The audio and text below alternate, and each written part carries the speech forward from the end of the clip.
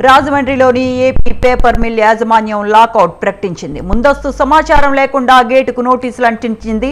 ఉదయం షిఫ్ట్ కోసం వచ్చిన కార్మికులు నోటీసులు చూసి షాక్ అయ్యారు.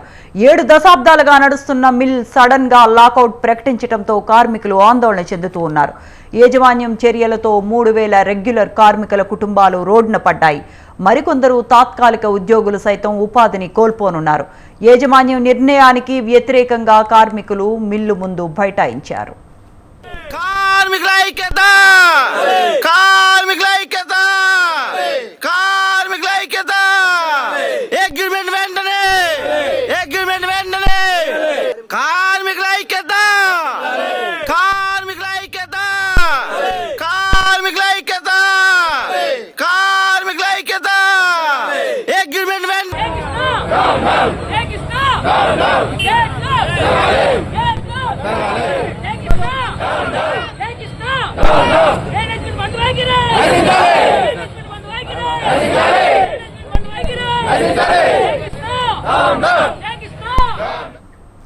రాజమండ్రిలోని ఏపీ పేపర్ మిల్ యాజమాన్యం లాకౌట్ ప్రకటించింది. ముందస్తు సమాచారం లేకుండానే గేటుకు నోటీసులు అంటించారు.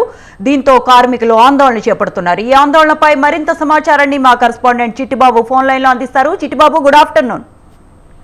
Good afternoon Sravanthi. ఏదైతే రాజమండ్రి పేపర్ మిల్ ఉందో ఈ రోజు ఉదయం 6 గంటలకల్లా షిఫ్ట్ కి ఎవరైతే వస్తారో వారంతా కూడా లాకౌట్ నోటీస్ ఏదైతే ఉందో దాన్ని చూసి కంగుతున్నారు. అయితే దాన్ని చూసినటువంటి కార్మికులు ఎవరైతే ఉన్నారో వారంతా కూడా ప్రస్తుతం జరుగుతున్న సంఘటన పట్ల ఆవేదన వ్యక్తం చేశారు.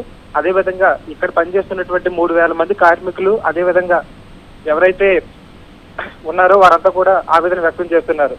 ప్రస్తుతం ఇక్కడ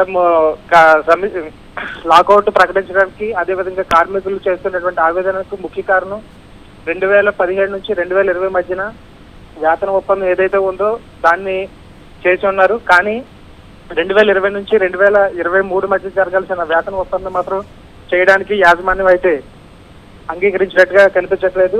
అయితే 2020 నుంచి ఇప్పటి వరకు కూడా యాజమాన్యానికి దగ్గర సుమారు 1700 కోట్లు లాభం వచ్చినప్పటికీ కూడా యాజమాన్యం అదేవిధంగా సీనియర్ ఎవరైతే ఉన్నారో సీనియర్కి జీతాలు పెంచడం జరిగింది.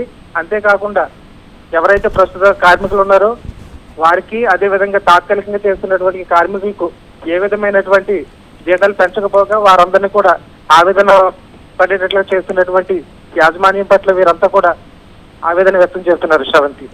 Right Chittibabu, thanks for the updates.